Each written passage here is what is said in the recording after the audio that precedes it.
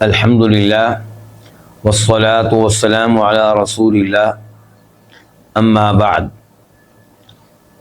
آج ہم ہیں عقیدہ واسیہ کے ساتھ اور امام ابن تیمیہ رحمہ اللہ کے ساتھ۔ پہلے ہم نے اس کتاب میں اہل السنہ والجماعہ کا عقیدہ پڑھا، اب ہم پڑھ رہے ہیں اہل السنہ والجماعہ کا منہج اعمال کے معاملے میں، اور اس میں ہم نے گزشتہ درس میں پڑھا تھا کہ اہل السنہ والجماعہ کا طریقہ یہ ہے کہ وہ نبی علیہ الصلوۃ والسلام کے آثار کی پیروی کرتے ہیں، دوسرے نمبر پہ مہاجرین و انصار صحابہ کرام کے راستے پہ چلتے ہیں، تیسرے نمبر پہ نبی علیہ الصلوۃ والسلام کی اس وصیت پہ چلتے ہیں کہ آپ نے کہا تھا میری سنت کو تھام لینا، اختیار کرنا، اور میرے خلفائے راشدین جن کو اللہ کی طرف سے ہدایت دی گئی ہے میرے بعد میں آئیں گے، ان کے طریقے کو اختیار کرنا۔ اور آپ علیہ السلام نے کہا تھا کہ اس منہج کو مضبوطی سے تھام لینا اور دین میں نئے نئے امور سے، ان کے بدعات سے بچنا، کیونکہ ہر بدعت گمراہی ہے۔ اور آج کے درس میں امام صاحب فرماتے ہیں کہ وَيَعْلَمُونَ، اور وہ جانتے ہیں، کون؟ اہل السنہ۔ وَيَعْلَمُونَ أَنَّ أَصْدَقَ الْكَلَامِ كَلَامُ اللَّهِ، اور وہ اس بات کا علم رکھتے ہیں، یہ عقیدہ رکھتے ہیں، اس بات پہ یقین رکھتے ہیں کہ اصدق الکلام، سچا ترین کلام اللہ کا کلام ہے، اللہ کا کلام سچائی پہ مبنی ہے۔ اور یہ عقیدہ اہل السنہ نے کہاں سے لیا؟ خود قرآن سے لیا، احادیث سے لیا۔ مثال کے طور پہ سورہ نساء آیت نمبر 87 اللہ رب العزت ارشاد فرماتا ہے اللہ لا الہ الا ہو لیجمعنکم الی یوم القیامۃ لا ریب فیہ ومن اصدق من اللہ حدیثا، کہ اللہ کے علاوہ کوئی نہیں ہے جو عبادت کے لائق ہو، اللہ تعالیٰ تمہیں لازمی طور پہ جمع کرے گا، اکٹھا کرے گا، کب؟ قیامت کے دن، لا ریب فیہ، اس کے آنے میں کسی قسم کا کوئی شک و شبہ نہیں۔ تو اللہ رب العزت نے خبر دی ہے کہ لوگوں کو قبروں سے اٹھایا جائے گا، ایک میدان میں سب کو جمع کیا جائے گا، اور یہ کہ اس دن کے آنے میں کوئی شک و شبہ نہیں ہے۔ ساتھ ہی کہا ومن اصدق من اللہ حدیثا، کہ یہ بات اللہ نے بتائی ہے، یہ اللہ کا کلام ہے، اور اللہ سے بڑھ کر سچا کلام کس کا ہوگا؟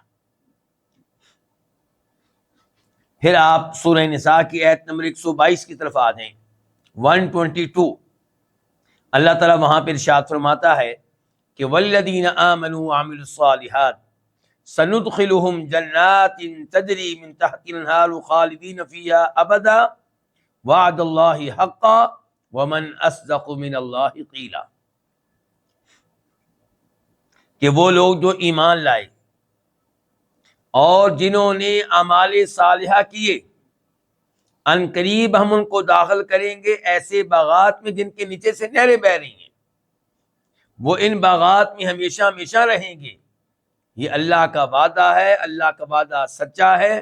ومن اصدق من اللہ قیلا، اور اللہ سے سچائی کے لحاظ سے کون آگے ہوگا؟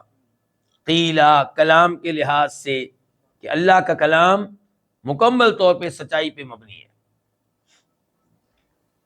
تو پہلی آیت میں خبر دی گئی تھی قیامت کے بارے میں، اور اللہ نے وعدے کیا کہ چونکہ خبر دینے والا اللہ ہے اس لیے یہ بات سچائی پہ مبنی ہے۔ اس آیت نے بتایا کہ ایمان لانے والوں کو، نیک اعمال بجا لانے والوں کو جنات میں، ایسے باغات میں داخل کیا جائے گا جن کے نیچے سے نہریں بہہ رہی ہیں۔ تو مجھ سے اور آپ سے کہا گیا اس عقیدے پہ یقین رکھو، ورنہ آپ جانتے ہیں کہ فلاسفہ یہ عقیدہ رکھتے ہیں کہ انبیاء کرام علیہم السلام جنت و جہنم کی باتیں کرتے رہے لوگوں کی اصلاح کے لیے، تاکہ لوگ جنت کے شوق میں نیک عمل کریں اور جہنم کے ڈر سے، عذاب کے ڈر سے گناہوں سے دور رہیں، ورنہ یہ خیالی چیزیں ہیں، حقیقت سے ان کا کوئی تعلق نہیں ہے، نعوذ باللہ من ذالک۔ تو فلاسفہ کا یہ عقیدہ کفر پہ مبنی ہے۔ اللہ نے بتایا کہ نہیں، یہ عقیدہ سچ ہے، حقیقت ہے، جنت کے وجود پہ مجھے اور آپ کو ایمان لانا ہوگا۔ تو اللہ نے بتا دیا اعدت کہ جنت تیار کی جا چکی ہے، اللہ نے بتا دیا اعدت جہنم تیار کی جا چکی ہے، تو میرا اور آپ کا ایمان ہے کہ جنت موجود ہے، میرا اور آپ کا ایمان ہے کہ جہنم موجود ہے، کیونکہ بتانے والا کون؟ اللہ تعالیٰ۔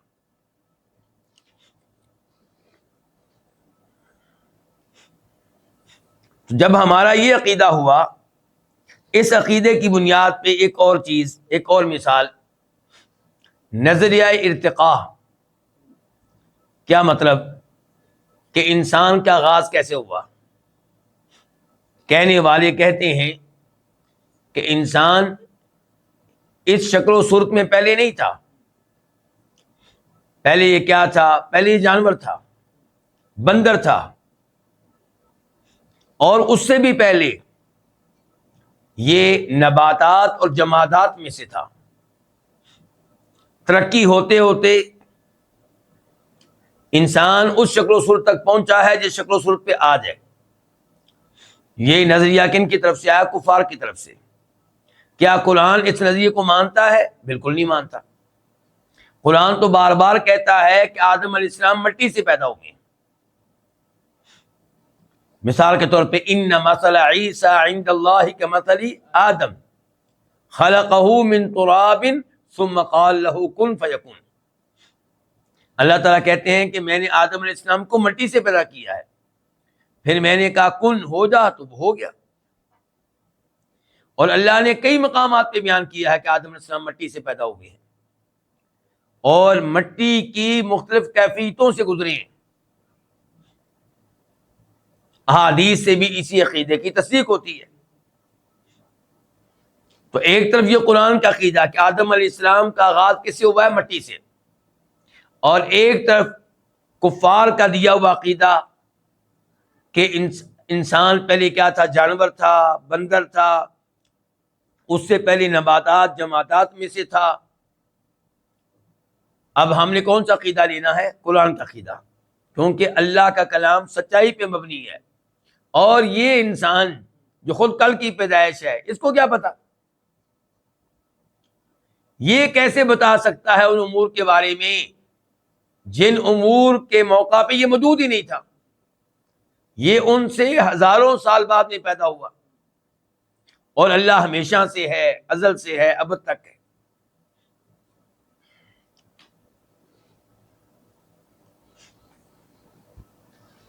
اس کے بعد ابن تیمیہ کہتے ہیں وَخَيْرَ الْهَدْيِ هَدْيُ مُحَمَّدٍ، یعنی کہ اہل سنت، اہل حدیث یعلمون، وہ جانتے ہیں، وہ یہ عقیدہ رکھتے ہیں، وہ اس بات پہ یقین رکھتے ہیں کہ اللہ کا کلام سچائی پہ مبنی ہے، اور اس بات پہ بھی یقین رکھتے ہیں کہ بہترین طریقہ جناب محمد صلی اللہ علیہ وسلم کا طریقہ ہے۔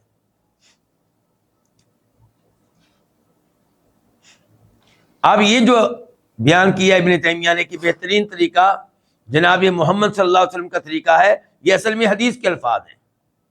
حدیث کہاں آئی ہے؟ مسلم شریف میں۔ مسلم شریف میں اس کا نمبر کیا ہے؟ 867 867، کہ جناب جابر بن عبداللہ کہتے ہیں کہ نبی علیہ الصلوۃ والسلام اپنے خطبے میں ارشاد فرمایا کرتے تھے کہ وخیر الہدی ہدی محمد صلی اللہ علیہ وسلم، کہ بہترین طریقہ جناب محمد صلی اللہ علیہ وسلم کا طریقہ ہے۔ اسی لیے ہمیں کیا حکم دیا گیا کہ ہم آپ کی اتباع کریں، آپ کے نقش قدم پہ چلیں۔ لقد کان لکم فی رسول اللہ اسوۃ حسنہ، کہ نبی علیہ الصلوۃ والسلام کی زندگی میں، ذات میں تمہارے لیے بہترین اسوہ ہے، یعنی کہ آپ وہ ہیں جن کی پیروی کرنی چاہیے، آپ وہ ہیں جن کی اقتداء کرنی چاہیے، آپ وہ ہیں جن کے نقش قدم پہ چلنا چاہیے۔ قل ان کنتم تحبون اللہ فاتبعونی، اگر تم اللہ سے محبت کرتے ہو تو اللہ کے رسول کی اتباع کرو، پیروی کرو صلی اللہ علیہ وسلم۔ اس کے بعد کہتے ہیں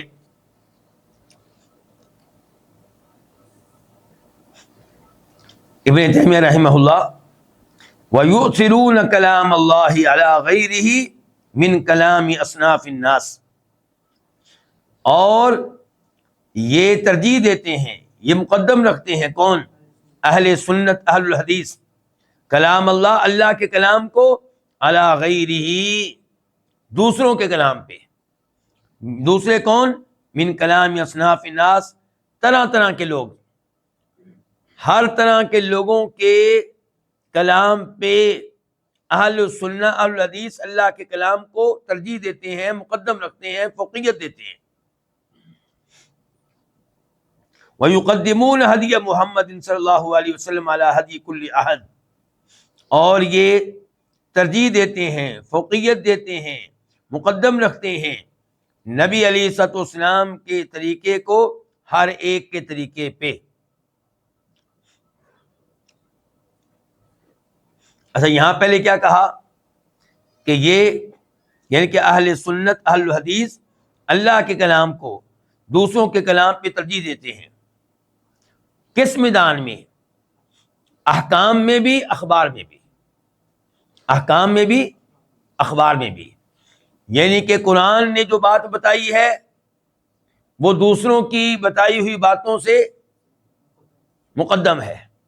دوسروں کی باتیں غلط ہو سکتی ہیں، قرآن کی خبر چاہے ماضی کی بات بتائی ہو قرآن نے، چاہے مستقبل کی، وہ غلط نہیں ہو سکتی۔ ایسے ہی قرآن کے احکام کو بھی دوسرے لوگوں کے بتائے گئے احکام پہ ترجیح دیتے ہیں، کیونکہ قرآن کے احکام عدل و انصاف پہ مبنی ہے۔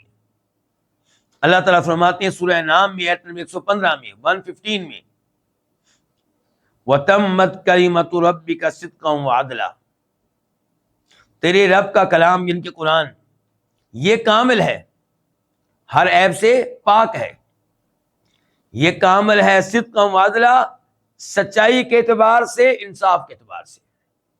سچائی کس معاملے میں؟ اخبار میں۔ قرآن نے جو خبریں دی ہیں، جو باتیں بتائی ہیں ماضی کی یا مستقبل کی، سب کی سب سچائی پہ مبنی ہے، اور قرآن نے جو احکام دیے ہیں وہ انصاف پہ مبنی ہے۔ مثال کے طور پہ قرآن نے بتایا کہ آدم علیہ السلام مٹی سے پیدا ہوئے، تو یہ خبر بالکل درست ہے۔ قرآن سے پتہ چلتا ہے کہ پہلے انسان کون ہے؟ آدم علیہ السلام۔ قرآن سے پتہ چلتا ہے کہ ایک نبی نوح آئے تھے علیہ السلام، ابراہیم نبی آئے تھے علیہ السلام۔ قرآن بتاتا ہے کہ موسیٰ علیہ السلام بطور نبی آئے، قرآن بتاتا ہے عیسیٰ علیہ السلام بطور نبی آئے، قرآن بتاتا ہے کہ موسیٰ علیہ السلام کے پاس عصا تھا، جس کو وہ زمین پہ پھینکتے تو وہ سانپ کی شکل اختیار کر لیتا تھا اور سب سانپوں کو نگل لیتا تھا۔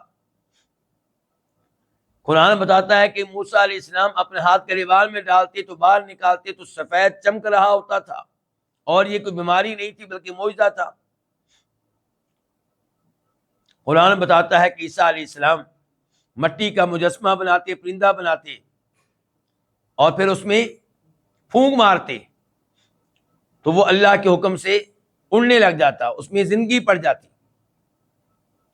تو یہ ساری باتیں ہم ان پہ ایمان لاتے ہیں۔ قرآن سچا ہے اپنی اخبار میں، چاہے وہ خبریں ماضی کی ہوں، چاہے مستقبل کی خبر کہ قیامت آئے گی، یہ بھی درست ہے۔ اور قرآن کامل ہے اپنے احکام کے لحاظ سے بھی۔ قرآن کا ایک ایک حکم انصاف پہ مبنی ہے، کسی حکم میں بھی ظلم نہیں ہے۔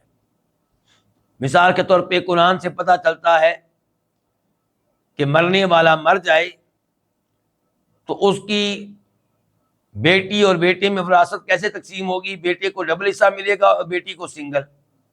تو کیا ہم کہیں گے انگریزوں کی باتوں میں آ کر نعوذ باللہ کہ اللہ کا یہ حکم ظلم پہ مبنی ہے؟ کوئی ظلم نہیں ہے، انصاف پہ مبنی ہے۔ لیکن یہ انصاف انہی کو معلوم ہوگا جو عقل مند ہیں، جو بے وقوف ہیں ان کو اس کی سمجھ نہیں آئے گی۔ انصاف یہ نہیں ہے کہ آپ اپنی 15 سال کے بیٹے کو ایک گلاس دودھ دیں اور روٹی نہ دیں، چاول نہ دیں، گوشت نہ دیں. کیوں؟ کیونکہ آپ کہیں کہ میں انصاف کروں گا، میرا جو 6 مہینے کا بیٹا ہے وہ بھی 1 گلاس دودھ پیتا ہے، بس میں نے دونوں میں کیا کرنی ہے؟ انصاف کرنا ہے. تو اس لیے جو خوراک چھوٹے 6 مہینے کے بیٹے کو ملتی ہے وہی 15 سال کے بیٹے کو ملے گی. اس کو کوئی بھی عقل مند انسان انصاف نہیں کہے گا. انصاف یہ ہے کہ جس کا جو حق بنتا ہے اس کو آپ وہ حق دیں. تو لڑکی کا جو حق بنتا تھا اللہ نے اس کو دیا، لڑکے کا جو حق بنتا تھا اللہ نے اس کو دیا. یہ انصاف ہے. لڑکی کو لڑکے کے برابر کریں گے یہ ظلم ہے، کیونکہ اللہ تعالیٰ نے معاشی ذمہ داریاں کس کے اوپر ڈالی ہیں؟ لڑکے کے اوپر، لڑکی کے اوپر نہیں. جس کے اوپر معاشی ذمہ داریاں ہیں اس کو وراثت میں حصہ زیادہ دیا گیا ہے.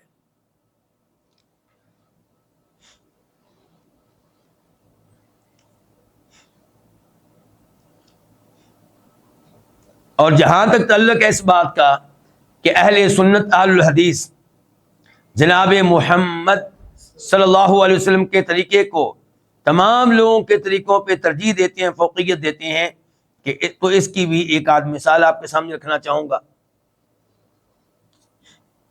افضل حج کون سا ہے؟ حج قران کے حج تمتع؟ حج تمتع. حج کی ٹوٹل کتنی اقسام ہوتی ہیں؟ 3. حج افراد کہ آپ حج کے مہینے میں میقات سے احرام باندھیں، نیت کریں صرف حج کی، اور حج ہی کریں، عمرہ نہ کریں. دوسرا ہے حج قران کہ آپ میقات پہ پہنچ کے نیت کریں ایک ساتھ حج عمرہ کرنے کی، اور پھر آپ مکہ میں پہنچ کے طواف کریں، صفا مروہ کی سعی کریں، اور احرام نہ کھولیں، احرام میں رہیں، احرام کی پابندیوں میں رہیں حتیٰ کہ حج مکمل ہو جائے. یہ کیا ہو گیا؟ حج عمرہ ایک ساتھ، حج قران. اور تیسرے نمبر پہ کیا؟ حج تمتع، جس میں کیا ہوگا؟ پہلے عمرہ کرنے کے بعد آپ احرام کھول دیں گے، پھر جب ذی الحجہ کی 8 تاریخ آئے گی تو آپ مکہ میں موجود ہوں گے، وہاں سے آپ حج کی نیت سے احرام باندھیں گے اور حج کر لیں گے. یہ حج تمتع.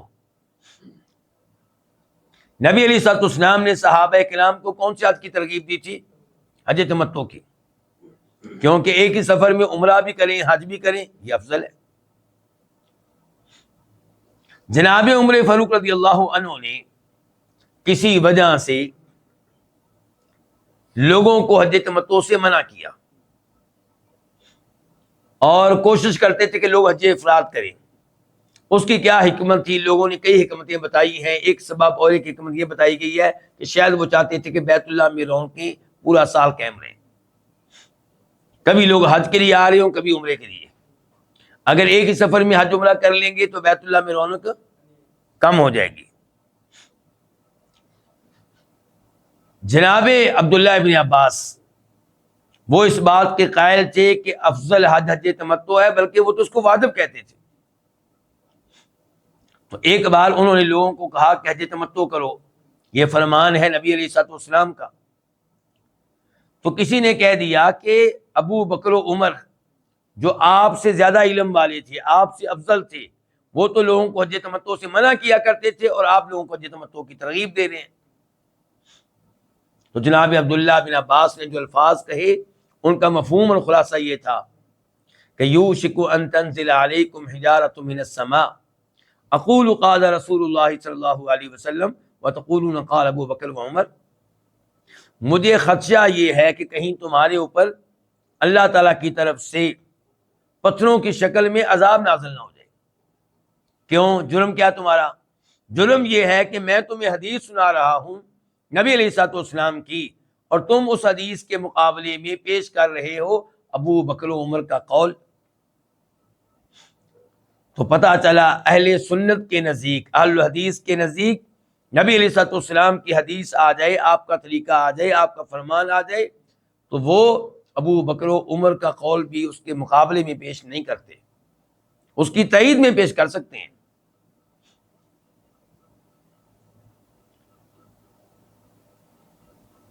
حج تمتع کے تعلق سے عبداللہ بن عمر کی طرف آ جائیں.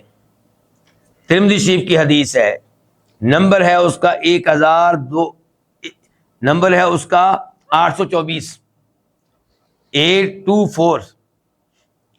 کہ عبداللہ بن عمر کے پاس ایک شامی حاجی آیا، شام کا حاجی آیا، کہنے لگا حضرت یہ بتائیں حج تمتع کے بارے میں آپ کا کیا خیال ہے؟ کہنے لگے کرنا چاہیے، اچھی بات ہے، کرو۔ کہنے لگا لیکن آپ کے والد صاحب تو اس سے منع کرتے تھے۔ عبداللہ بن عمر کہنے لگے کہ اگر میرے والد صاحب نے اس سے منع کیا ہے اور نبی علیہ الصلوۃ والسلام نے حج تمتع کیا حکم دیا ہے، ترغیب دی ہے، تو امر ابی یتبع ام امر رسول اللہ صلی اللہ علیہ وسلم، مجھے یہ بتاؤ کہ نبی علیہ الصلوۃ والسلام کے حکم پہ عمل کرو گے، آپ کی اتباع کرو گے، یا میرے والد کا حکم مانو گے؟ یعنی کہ تمہیں کیا چاہیے کہ اللہ کے رسول کے حدیث کی طرف دیکھو۔ سگا بیٹا کہہ رہا ہے، کون؟ عبداللہ بن عمر۔ تو یہ ہے صحابہ کرام کا منہج کہ آپ علیہ السلام کی حدیث آ جائے تو پھر وہ کسی اور کے قول کو مقابلے کے طور پہ پیش نہیں کرتے۔ یہیں سے آپ سمجھ سکتے ہیں طلاق ثلاثہ کا مسئلہ۔ کون سا مسئلہ؟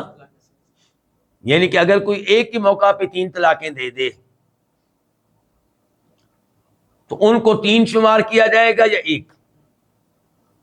آج عام طور پہ فتویٰ حنفیوں کا، مالکیوں کا، شافیوں کا، حنابلہ کا کیا ہے کہ 3 طلاقیں کے موقع پہ دی جائیں تو 3 ہی شمار ہوں گی۔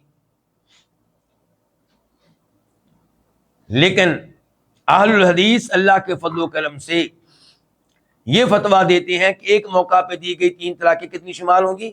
1 شمار ہوگی۔ اور اہل حدیث کے ساتھ ہیں اس فتوے میں ہر مسلک کے چند لوگ، ہر مسلک کے چند لوگ۔ اب ہم نے دیکھنا ہے کہ اس معاملے میں نبی علیہ الصلوۃ والسلام کا طریقہ کیا تھا، اور میری یہ گفتگو سننے سے پہلے یہ ذہن میں رکھیں کہ اہل الحدیث کو لوگ تانا دیتے ہیں طلاق ثلاثہ کے معاملے میں کہ یہ تنہا ہے۔ امت کا اجماع ہے، کیا کہتے ہیں؟ امت کا اجماع ہے کہ 3 طلاقیں 3 شمار ہوں گی۔ ہم نے پوچھا کب سے اجماع ہے؟ کہتے ہیں عمر فاروق کے زمانے سے، رضی اللہ تعالیٰ کے زمانے سے، عمر فاروق کے زمانے سے امت کا اجماع ہو چکا ہے، اتفاق ہو چکا ہے کہ ایک موقع پہ دی گئی 3 طلاقیں 3 شمار ہوں گی۔ تو ہم ان کے سامنے رکھتے ہیں مسلم شریف کی حدیث، جس میں فرماتے ہیں عبداللہ ابن عباس رضی اللہ تعالیٰ عنہما کہ 3 طلاقیں نبی علیہ الصلوۃ والسلام کے زمانے میں کتنی شمار ہوتی تھی؟ 1۔ پھر وہ کہتے ہیں کون؟ عبداللہ ابن عباس کہ ابو بکر صدیق رضی اللہ عنہ کے زمانے میں بھی 3 طلاقیں 1 شمار ہوتی تھیں۔ اب یہاں پہ ذرا رکیے گا، ابو بکر کے زمانے میں 3 طلاقیں 1 شمار ہوتی تھیں، اس میں کوئی اختلاف تھا؟ نہیں۔ تو اجماع ہوا کہ نہ ہوا؟ پہلے حدیث ہو گئی کہ اللہ کے نبی اسلام کے زمانے میں 3 طلاقیں کتنی شمار ہوتی تھی؟ 1۔ پھر کیا ہو گیا؟ اجماع صحابہ کرام کا کس زمانے میں؟ ابو بکر صدیق رضی اللہ عنہ کے زمانے میں۔ اچھا، اب اس روایت کو مکمل کرتے ہیں۔ عبداللہ بن عباس کہتے ہیں پھر آیا زمانہ عمر فاروق کا، تو ان کے ابتدائی زمانے میں بھی 3 طلاقیں 1 شمار ہوتی تھی۔ کہتے ہیں کہ پھر جناب عمر فاروق نے دیکھا کہ لوگ دڑا دڑ ایک ہی موقع پہ 3 طلاقیں دے رہے ہیں۔ یہ مفہوم ہے اس روایت کا، الفاظ یہ نہیں ہے، مفہوم ہے، یعنی کہ جو بھی اٹھتا ہے ایک موقع پہ 3 طلاقیں دیتا ہے، حالانکہ ایک موقع پہ 1 طلاق دیں کافی ہے۔ اگر آپ اس عورت کے ساتھ نہیں رہنا چاہتے تو عدت کے بعد یہ آپ سے الگ ہو جائے گی، خود ہی 1 طلاق کے ساتھ ہی الگ ہو جائے گی۔ اور اگر بعد میں آپ کو افسوس لگ گیا، پچھتاوا عدت کے بعد کہ غلطی ہو گئی ہے، کیا ہو گئی ہے؟ غلطی ہوگی کہ میں اس لڑکی کو طلاق دے بیٹھا ہوں، اب بچوں کا کیا بنے گا، اور شاید ایسی عورت مجھے نہ ملے، 100 باتیں آپ کے ذہن میں آئیں گی۔ تو شریعت کہتی ہے کہ چونکہ آپ نے 1 طلاق دی تھی تو آپ عدت کے بعد نیا نکاح کر سکتے ہیں، عدت میں رجوع کر سکتے ہیں، عدت کے بعد نیا نکاح۔ یہ تھا طریقہ کہ ایک موقع پہ کتنی طلاقیں دی جائیں؟ 1۔ عمر فاروق نے دیکھا کہ جو بھی جھگڑا کرتا ہے اپنی بیوی سے تو ایک ہی موقع پہ 3 طلاقیں دے دیتا ہے، تو انہوں نے صحابہ کرام سے مشورے سے کہا کہ آئندہ میں 3 کو 3 شمار کروں گا، آئندہ میں 3 کو، چنانچہ وہ 3 کو 3 شمار کرنے لگے۔ اچھا، اب 2 طریقے ہو گئے، ایک طریقہ محمد رسول اللہ کا علیہ السلام، ایک وہ طریقہ جس پہ سب صحابہ کرام تھے ابو بکر صدیق کے زمانے میں، یہ ایک سائڈ ہو گئی۔ دوسری سائڈ پہ وہ طریقہ جس کو جناب عمر فاروق نے بعد میں اختیار کیا۔ آج کس طریقے کو لیں گے جی؟ ہمارے حنفی بھائی کہتے ہیں کہ لیا جائے گا اس طریقے کو جس پہ اتفاق ہوا جناب عمر فاروق کا اور صحابہ کرام کا۔ ہم کہتے ہیں ہم لیں گے اس طریقے کو جو دے کر گیا محمد رسول اللہ صلی اللہ علیہ وسلم، اور جس طریقے پہ اتفاق ہوا تھا صحابہ کرام کا ابو بکر صدیق کے زمانے میں۔ جہاں تک تعلق ہے جناب عمر فاروق کے زمانے کا، تو جناب عمر فاروق یا پوری امت مل کر بھی نبی علیہ السلام کی شریعت کو تبدیل نہیں کر سکتے۔ ساری دنیا کا اتفاق ہو جائے تو اللہ کی نازل کردہ شریعت میں ذرا بھی تبدیلی کرنے کا حق ان کو نہیں ہے۔ تو آپ سوال کریں گے کہ پھر جناب عمر فاروق نے ایسا کیوں کیا؟ تو اس کا جواب یہ ہے کہ ان کا یہ جو حکم تھا یہ بطور شریعت نہیں تھا، یہ بطور حکومت تھا، بطور حکمران تھا، عارضی آرڈیننس تھا، یہ بطور تعزیر تھا، یہ بطور سزا تھا ان کے لیے جنہوں نے طلاق کو کھیل تماشا بنا لیا تھا، اور جب بھی جھگڑا ہوتا 3 طلاقیں دیا کرتے تھے۔ شریعت وہی رہے گی جو محمد رسول اللہ کے زمانے میں تھی علیہ السلام، قیامت تک دنیا کی کوئی طاقت اس کو تبدیل نہیں کر سکتی، اس میں ترمیم نہیں کر سکتی۔ تو آج بھی کوئی حکمران کسی خاص ایریے میں کسی خاص زمانے میں عارضی طور پہ 3 طلاقوں کو 3 شمار کرنا چاہے بطور سزا، بطور تعزیر، گنجائش موجود ہے، لیکن یہ کہے کہ شریعت تبدیل ہو گئی ہے ہمیشہ کے لیے، بالکل بھی نہیں۔ تو مجھے امید ہے کہ اب یہ عبارت، اس کی اہمیت کو آپ سمجھیں گے کہ اہل سنت، اہل الحدیث یؤثرون کلام اللہ علی غیرہ من کلام اصناف الناس، وہ اللہ کے کلام کو ترجیح دیتے ہیں، مقدم رکھتے ہیں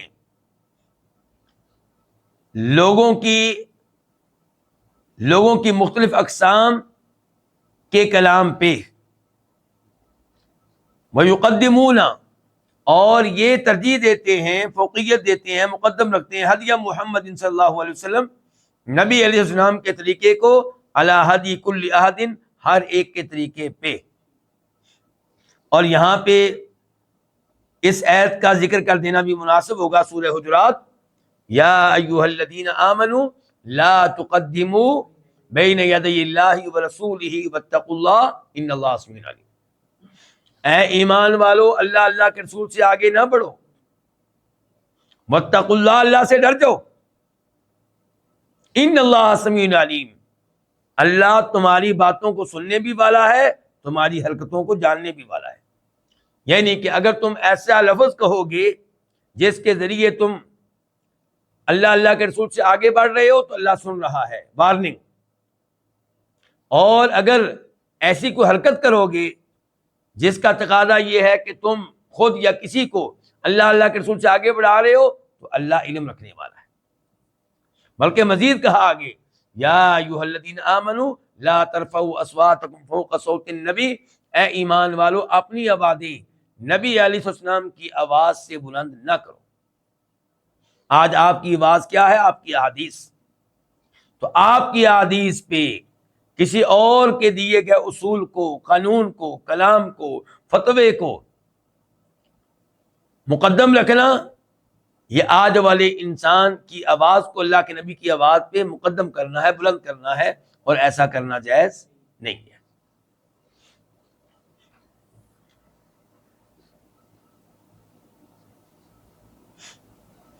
امام ابن تیمیہ فرماتے ہیں اس کے بعد، وَلِهَذَا، اور اسی لیے، سموا اہل الکتاب والسنہ، ان کا نام رکھا گیا ہے اہل کتاب و سنہ۔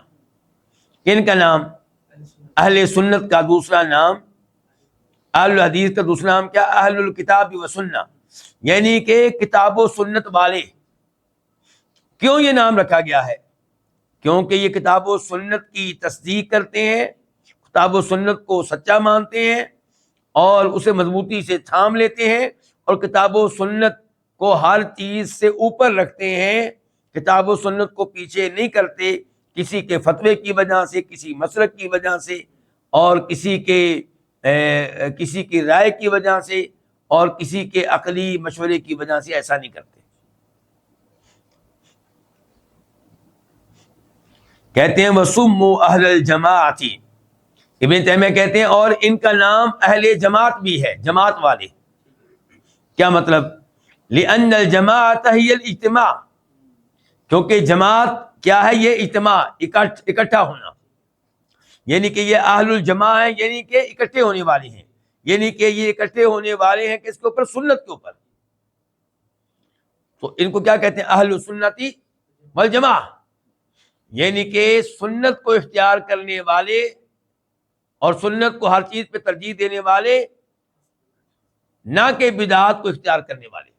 والجماع، سنت پہ ایک رہنے والے، افتراق والے نہیں، تقسیم ہونے والے نہیں، بلکہ الجماع کے نام سے حدیث بھی ایک آپ کے سامنے رکھنا چاہوں گا۔ فرماتے ہیں نبی علیہ الصلوۃ والسلام، ابو داؤد شریف کی حدیث ہے 4597، 4597، کہ سنتان و سبعون فی النار وواحدۃ فی الجنہ وہی الجماعہ، کہ میری امت کے 72 گروہ 72 فی النار کہاں جائیں گے؟ جہنم میں جائیں گے، وواحدۃ فی الجنہ، اور ایک کہاں جائے گا؟ جنت میں۔ وہی الجماعہ، اور یہ جو ایک جنت میں جائے گا یہ کون سا ہے؟ اس کا نام کیا؟ الجماعہ، یعنی کہ ایک ہو کر رہنے والے، لیکن ایک کس چیز کے اوپر؟ بدعتوں کے اوپر، بدعتوں کے اوپر ایک رہنے والے نہیں، سنت کے اوپر ایک رہنے والے، کتاب و سنت کی بنیاد پہ ایک رہنے والے، اکٹھے رہنے والے۔ اور اس حدیث کے اوپر غور کریں، ترمذی شریف کی حدیث ہے، نمبر ہے 2641 2641، فرمایا نبی علیہ الصلوۃ والسلام نے وَإِنَّ بَنِي إِسْرَائِيلَ تَفَرَّقَتْ عَلَىٰ 72 مِلَّةٍ، بنی اسرائیل تقسیم ہو گئے تھے 72 فرقوں میں، 72 فرقوں میں۔ وَتَفْتَرِقُ أُمَّتِي عَلَىٰ 73 مِلَّةٍ، اور میری امت تقسیم ہوگی 73 فرقوں میں، 73، كُلُّهُمْ فِي النَّارِ، یہ سارے کے سارے گروہ، یہ سارے کے سارے فرقے کہاں جائیں گے؟ جہنم میں، إِلَّا مِلَّةً وَاحِدَةً، سوائے ایک گروہ کے۔ تو صحابہ کرام نے کہا قالوا ومن هي یا رسول اللہ، یہ کون سا گروہ ہے جو جنت میں جائے گا، جو جہنم سے محفوظ رہے گا؟ قال، آپ علی سب سامنے فرمایا ما انا علیہ واصحابی، جو اس طریقے پہ ہے جس پہ میں ہوں اور جس پہ میرے اصحاب ہوں گے، میرے صحابہ ہوں گے۔ تو کہنے کا مطلب یہ ہے کہ ان کا نام کیا؟ اہل سنتی والجماع، کیونکہ سنت کو مضبوطی سے تھام لینے والے ہیں، والجماع کیونکہ سنت کی بنیاد پہ یہ آپس میں اکٹھے ہیں۔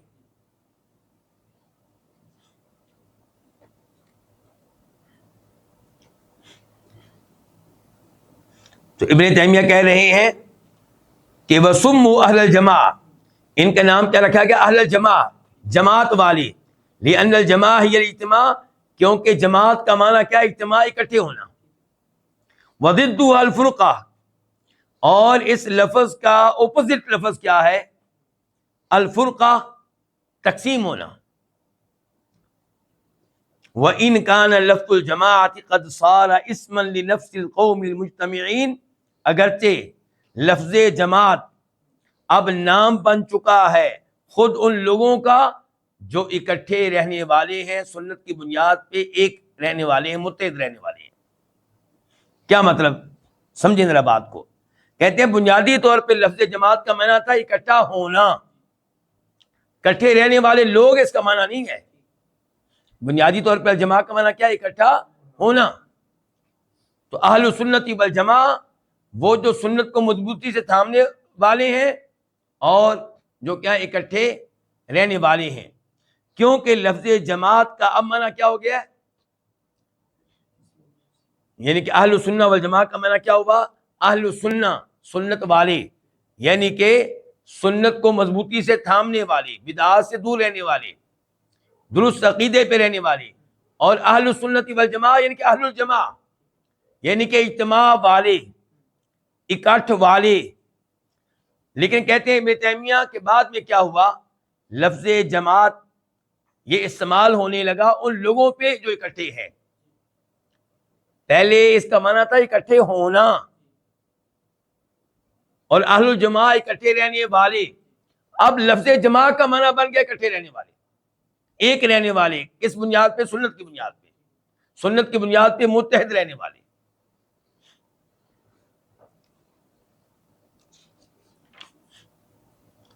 اس کے بعد فرماتے ہیں ابن تیمیہ رحمہ اللہ، والاجماع هو الاصل الثالث الذي يعتمد عليه في العلم والدین، اور اجماع یہ تیسری وہ اصل ہے، یہ تیسری وہ اصل ہے جس پہ اعتماد کیا جائے گا علم میں اور دین میں۔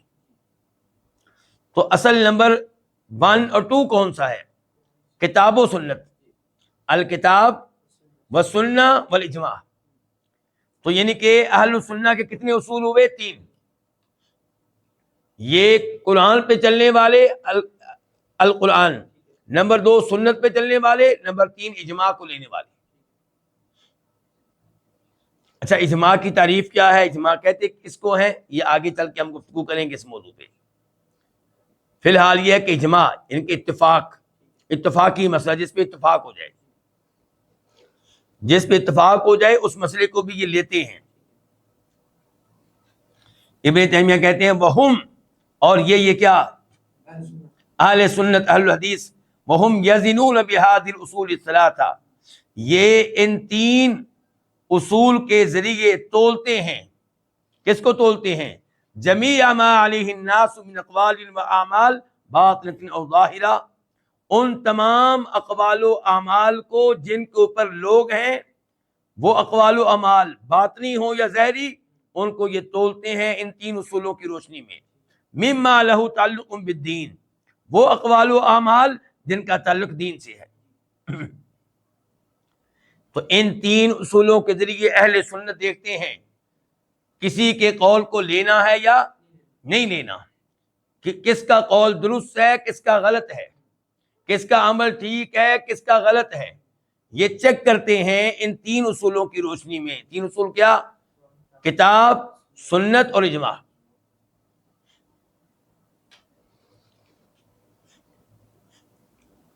اس کے بعد کہتے ہیں ابن تیمیہ رحمہ اللہ، والاجماع الذی ينضبط هو ما كان علیہ السلف الصالح، اور وہ اجماع جو منضبط ہے، جو ضبط میں آتا ہے، یہ وہ ہے جس پہ سلف صالحین تھے، صحابہ کرام، تابعین اور تبع تابعین۔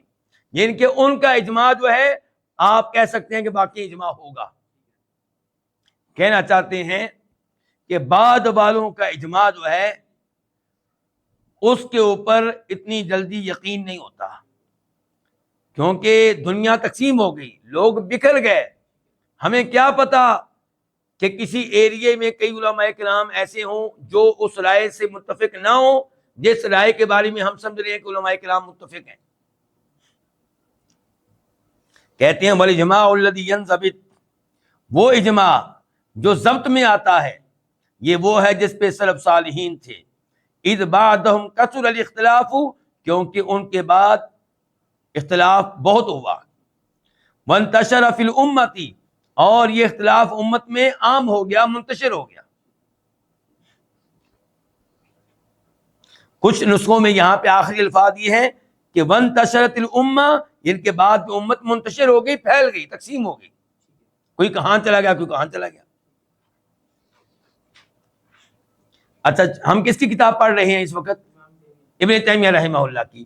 تو اجماع کے تعلق سے پہلے میں چند عبارتیں میں ابن تیمیہ رحمہ اللہ کی آپ کے سامنے رکھوں گا۔ کہتے ہیں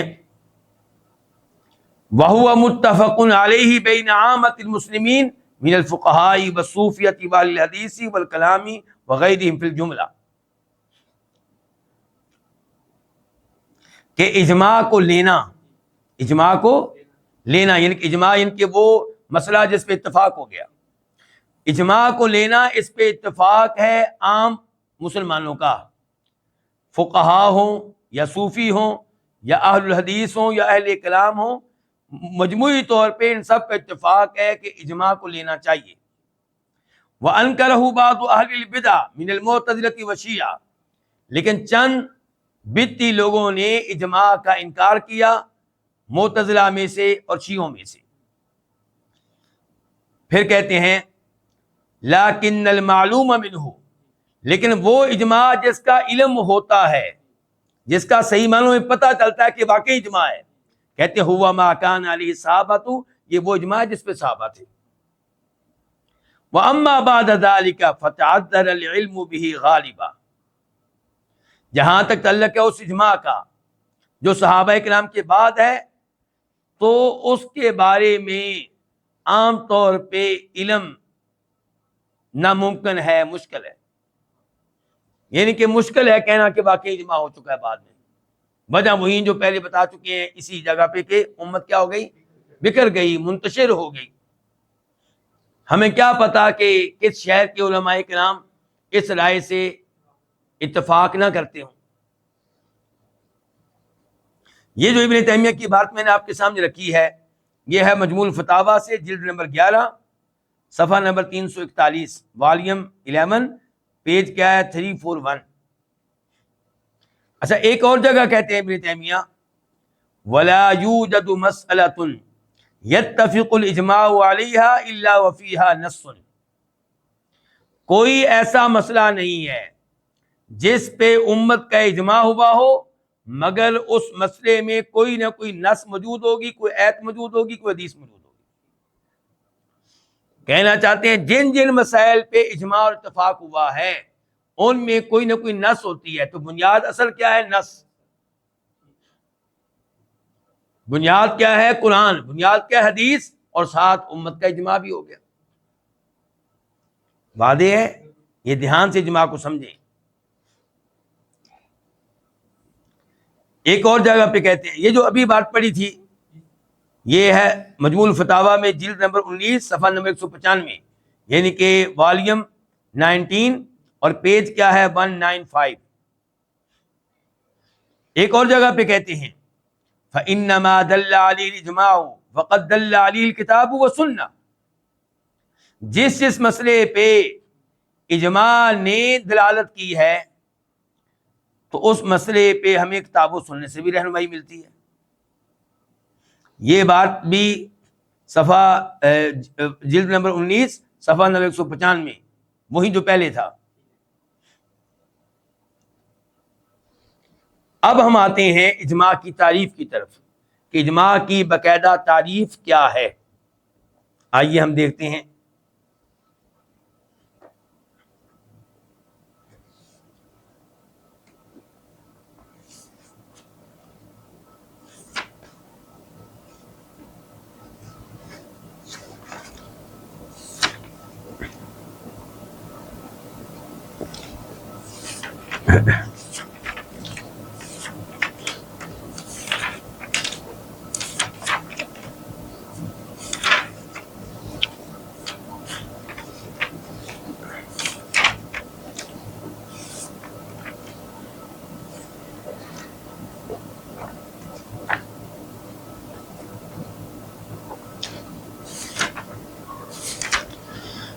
یہ جی علماء کرام کی طرف سے اجماع کی تعریف ہے۔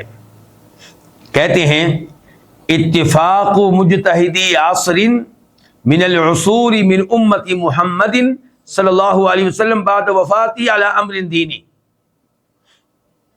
کہ کسی دینی معاملے پہ آپ علیہ الصلوۃ والسلام کی وفات کے بعد امت محمد صلی اللہ علیہ وسلم کے مجتہدین کا اتفاق کر لینا اور ان مجتہدین کا تعلق کسی ایک زمانے سے ہو۔ اچھا اب میں آپ کو سمجھاتا ہوں کہ اس تعریف میں کیا ہے۔ نمبر ایک، یہ پتا چلا کہ اس مسئلے پہ اتفاق تمام علماء مجتہدین کا ہونا چاہیے، یعنی کہ اگر 98% علماء کرام اتفاق کرتے ہیں، 2% اتفاق نہیں کرتے تو اس کو اجماع نہیں کہا جائے گا۔ اجماع وہ ہے جس پہ اتفاق ہو جائے تمام ان علماء کا جو مجتہد ہیں۔ نمبر 2، اس تعریف سے یہ پتا چلا کہ مجتہد علماء کرام سے مراد وہ علماء کرام ہیں جو اس زمانے میں موجود ہیں، جو پہلے فوت ہو چکے، ان کے اختلاف یا اتفاق کا اس سے کوئی تعلق نہیں ہے، اور جو بعد میں آئیں گے وہ بعد میں آ کے اختلاف کریں گے تو ان کے اختلاف کا بھی کوئی اعتبار نہیں ہے۔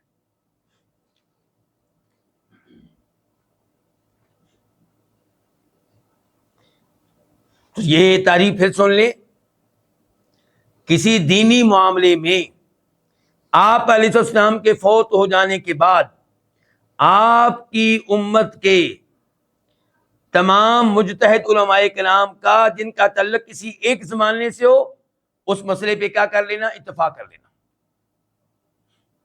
اگر ایک بھی عالم دین اختلاف رکھتا ہے تو اس کو پھر اجماع نہیں کہا جائے گا۔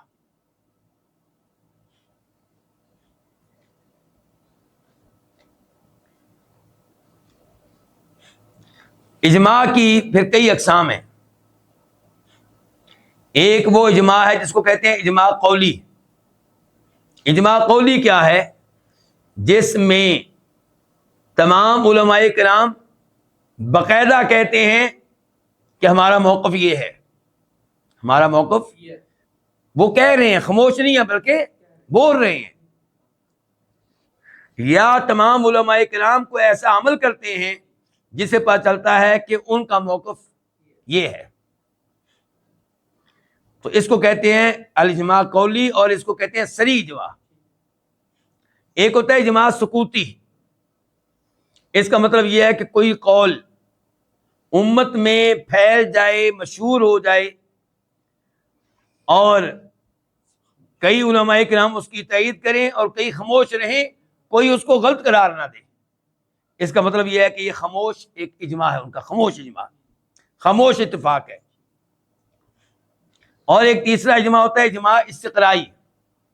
اس کا مطلب کیا ہے کہ علماء کرام کے اقوال کا کسی مسئلے میں جائزہ لیا گیا تو پتہ چلا سب کی رائے ایک ہے، کوئی بھی اس رائے کا مخالف نہیں ہے، تو اس اجماع کو بھی کیا کہا جائے گا؟ اجماع استقرائی۔ اجماع سکوتی حجت ہے یا نہیں، اس میں اختلاف ہے۔ کچھ کہتے ہیں بالکل یہ حجت ہے اور قطعی طور پہ حجت ہے، کچھ کہتے ہیں بالکل حجت نہیں ہے، کچھ کہتے ہیں حجت ہے لیکن قطعی طور پہ نہیں، ظنی طور پہ۔ خلاصہ کلام یہ ہے کہ اجماع سکوتی پہ کوئی ایک حکم لگانا یہ ممکن نہیں ہے، بلکہ دیکھا جائے گا اس اجماع کے قرائن کیا ہیں، خاموش رہنے والوں کے حالات کیا ہیں، اور دیگر امور کیسے ہیں۔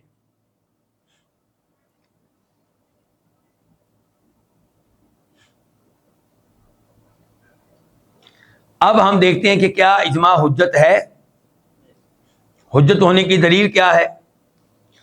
اللہ تعالیٰ کا فرمان قرآن کریم میں وَمَن يُشَاقِقِ الرَّسُولَ مِن بَعْدِ مَا تَبَيَّنَ لَهُ الْهُدَىٰ، جو نبی علیہ السلام کی مخالفت کرے ہدایت واضح ہو جانے کے بعد، وَيَتَّبِعْ غَيْرَ سَبِيلِ الْمُؤْمِنِينَ، اور مومنوں کا راستہ چھوڑ کے کسی اور راستے پہ چلے، نُوَلِّهِ مَا تَوَلَّىٰ، ہم اس کو ادھر پھیر دیں گے جدھر وہ جا رہا ہے، وَنُصْلِهِ جہنم، اور ہم اس کو کہاں داخل کریں گے؟ جہنم میں۔ تو اس ایت سے پتہ چلا کہ اللہ نے ان لوگوں کو وارننگ دی ہے جو مومنوں کا راستہ چھوڑ کے کسی اور راستے پہ چلیں۔ اس سے پتہ چلا کہ مومنوں کا راستہ چھوڑنا، کسی اور راستے پہ چلنا، یہ کیا حرام ہے۔ تو پتہ چلا پھر مومنوں کے راستے پہ چلنا واجب ہے، تو اس کا مطلب یہ ہے کہ اجماع حجت ہے۔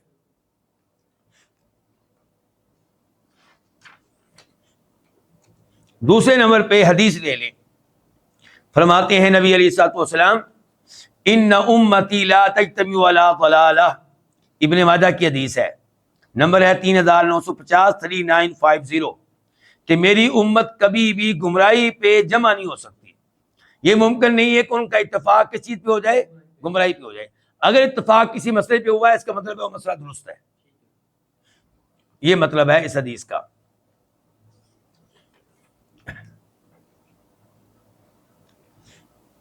اب ہم نے دیکھنا ہے کہ اہل اجماع ان کی کیا شرائط ہیں، یعنی کہ جن کے بارے میں ہم نے کہنا ہے کہ ان کا اتفاق ہو گیا، ان لوگوں میں کون سی شرائط کا پایا جانا ضروری ہے. واضح ہوا. نمبر 1 کہ وہ سارے کے سارے علماء ہوں، اور عام علماء نہیں، مجتہد قسم کے علماء کرام. اس کا مطلب ہے بڑے علماء کرام ہیں، کتاب و سنت کے علوم پہ عبور رکھتے ہیں، راسخ فی العلم علماء کرام ہیں.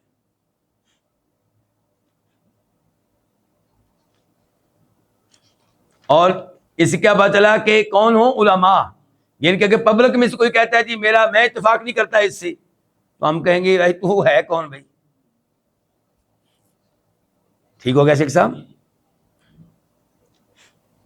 ابھی چند دن پہلے مجھ سے کسی نے مسئلہ پوچھا، کہنے لگا جی اگر کسی کی 2 بیویاں ہوں، فوت ہو جائے، تو ان بیویوں کو کتنا حصہ ملے گا، جبکہ فوت ہونے والی کی اپنی اولاد بھی تھی.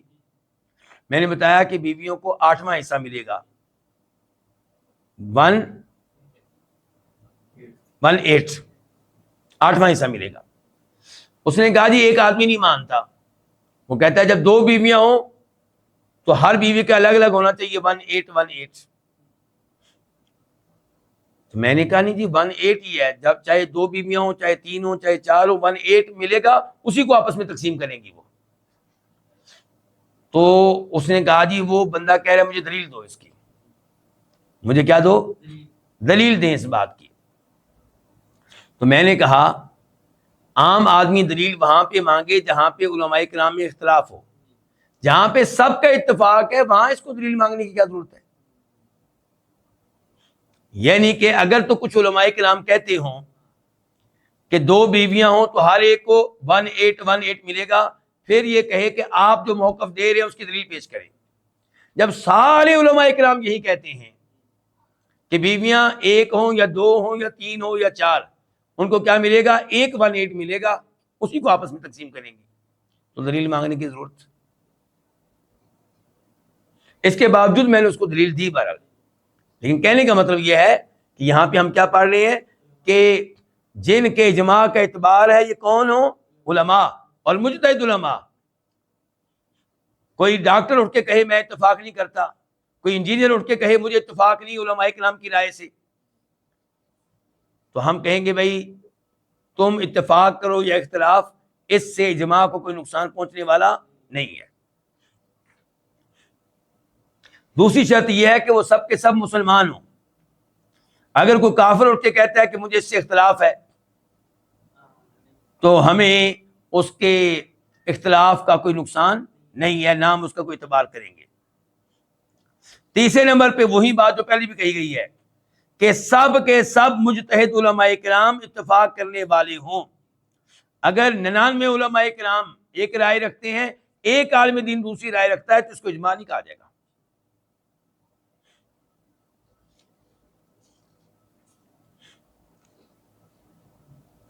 چوتھے نمبر پہ اہل اجماع کی میں شرط یہ ہے کہ وہ سب زندہ ہوں، موجود ہوں.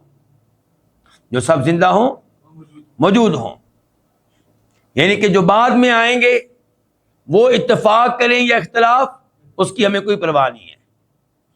جو پہلے گزر گئے ان کا اس مسئلے میں اختلاف تھا، تو بعد میں اتفاق ہو گیا تو اس اجماع کو لیا جائے گا.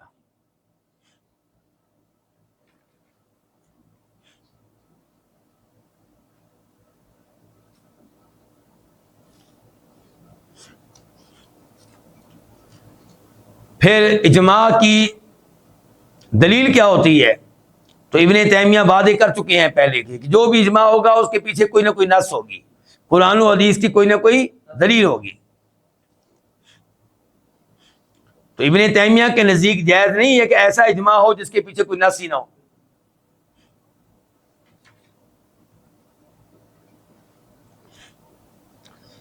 اچھا، اب جب واقعی اجماع ہو جائے کسی مسئلے میں، لیکن یہ بات ذہن میں رکھیں کہ اجماع کا دعویٰ بہت جلدی کر دیا جاتا ہے، اجماع ہوتا نہیں ہے. مجھے یاد ہے کہ مدینہ یونیورسٹی میں پڑھتے ہوئے ایک بار میں ایک بڑے سعودی عالم دین کے ساتھ بیٹھا ہوا تھا، تو گفتگو ہوئی ان کے ساتھ کہ آپ کا موضوع کیا تھا پی ایچ ڈی میں. تو انہوں نے کہا کہ میں نے امام ابن قدامہ رحمہ اللہ کے اجماعات کا جائزہ لیا ہے، اس کی اسٹڈی کی ہے. یعنی کہ ابن قدامہ مختلف مسائل میں کہتے ہیں کہ اس مسئلے میں علماء کا اجماع ہے، تو میں نے اس کی اسٹڈی کی ہے کہ واقعی اجماع ہے یا نہیں ہے. تو میں نے کہا پھر آپ کس رزلٹ پہ پہنچے، نتیجہ کیا نکلا؟ کہنے لگے کہ 80% مسائل میں اجماع کا دعویٰ ہے، حقیقت میں اجماع نہیں ہے. تو اس لیے اجماع کے نام پہ قرآن کو چھوڑ دینا، حدیث کو چھوڑ دینا، یہ کوئی آسان نہیں ہے. قرآن و حدیث یہ بذات خود کیا ہے؟ دلیل ہیں، حجت ہیں، اصل ہیں، اور اجماع کے اصل ہونے پہ انہوں نے دلالت کی ہے. تو یہ چند باتیں تھیں اجماع کے تعلق سے. اللہ رب العزت سے دعا ہے کہ اللہ تعالی ہمیں ان مسائل کو سمجھنے کی توفیق عنایت فرمائے. وآخر دعوانا الحمد للہ رب العالمین.